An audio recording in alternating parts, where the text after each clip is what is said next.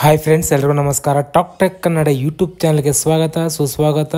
ಇವತ್ತಿನ ಈ ಒಂದು ವಿಡಿಯೋದಲ್ಲಿ ಶಕ್ತಿ ಯೋಜನೆ ಅಂದರೆ ಮಹಿಳೆಯರಿಗೆ ಉಚಿತ ಬಸ್ ವ್ಯವಸ್ಥೆಯನ್ನು ಮಾಡಿಕೊಟ್ಟಿರುವ ರಾಜ್ಯ ಸರ್ಕಾರದ ಕಡೆಯಿಂದ ಒಂದು ಮಹತ್ವದ ಬಿಗ್ ಅಪ್ಡೇಟ್ ಬರ್ತಾ ಇದೆ. ಮಹಿಳೆಯರು ಆಧಾರ್ ಕಾರ್ಡ್ ತೋರಿಸಿ ಇಷ್ಟು ದಿನ ಬಸ್ಸಲ್ಲಿ ಫ್ರೀಯಾಗಿ ಉಚಿತವಾಗಿ ಓಡಾಡ್ಬೋದಾಯಿತು. ಆದರೆ ಇನ್ನು ಮುಂದೆ ಒಂದು ಆಧಾರ್ ಕಾರ್ಡ್ ತೋರಿಸಿದ್ರೆ ನಿಮಗೆ ಬಸ್ಸಲ್ಲಿ ಉಚಿತವಾಗಿ ಪ್ರಯಾಣ ಮಾಡೋದಕ್ಕೆ ಬಿಡೋದಿಲ್ಲ. ಅದು ಏನಕ್ಕೆ ಕಾರಣ ಅಂತ ಈ ವಿಡಿಯೋದಲ್ಲಿ ಕಂಪ್ಲೀಟಾಗಿ ತಿಳ್ಕೊಳ್ಳೋಣ. ಈ ವಿಡಿಯೋನ ಸ್ಟಾರ್ಟ್ ಮಾಡೋಕ್ಕಿಂತ ಮುಂಚೆ ನೀವಿನ್ನು ನಮ್ಮ ಚಾನಲ್ನ ಸಬ್ಸ್ಕ್ರೈಬ್ ಮಾಡ್ಕೊಂಡಿಲ್ಲ ಅಂದರೆ ಸಬ್ಸ್ಕ್ರೈಬ್ ಮಾಡ್ಕೊಳ್ಳಿ, ಪಕ್ಕದಲ್ಲಿರೋ ಬೆಲ್ ಬಟನ್ನ ಆಲ್ ಇಟ್ಕೊಳ್ಳಿ. ನಾವು ಯಾವುದೇ ಹೊಸ ವೀಡಿಯೋಸ್ ಬಿಟ್ಟರು ನಿಮಗೆ ನೋಟಿಫಿಕೇಷನ್ಸ್ ಮುಖಾಂತರ ಬರುತ್ತೆ ಅಂತಲೇ ಹೇಳಬಹುದು.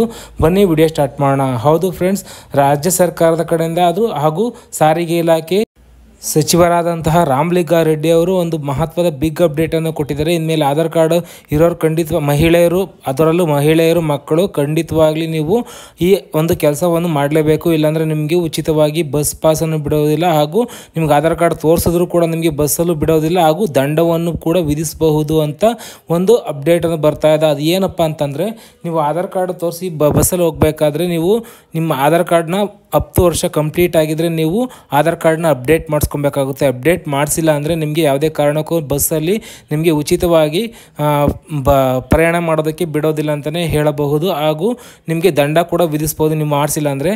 ನಿಮ್ಗೆ ಹೆಂಗೆ ಗೊತ್ತಾಗುತ್ತೆ ಅಂತ ನೀವು ಕೇಳ್ಕೊಬೋದು. ನಿಮಗೆ ಅಲ್ಲಿ ಆಧಾರ್ ಕಾರ್ಡ್ ಇಶ್ಯೂ ಡೇಟ್ ಅಂತ ಇರುತ್ತಲ್ಲ, ಆಧಾರ್ ಕಾರ್ಡ್ ಇಶ್ಯೂ ಡೇಟ್ ನೋಡಿದ್ರೆ ಗೊತ್ತಾಗುತ್ತೆ ನೀವು ಆಧಾರ್ ಕಾರ್ಡ್ ಯಾವಾಗ ಮಾಡಿಸಿದ್ದೀರಾ, ಏನು ನಿಮಗೆ ಯಾವಾಗ ಇದು 10 ವರ್ಷ ಆಗಿದೆ ಇಲ್ವ ಅಂತ ಕಂಪ್ಲೀಟಾಗಿ ಗೊತ್ತಾಗುತ್ತೆ ಅಂತಲೇ ಹೇಳಬಹುದು.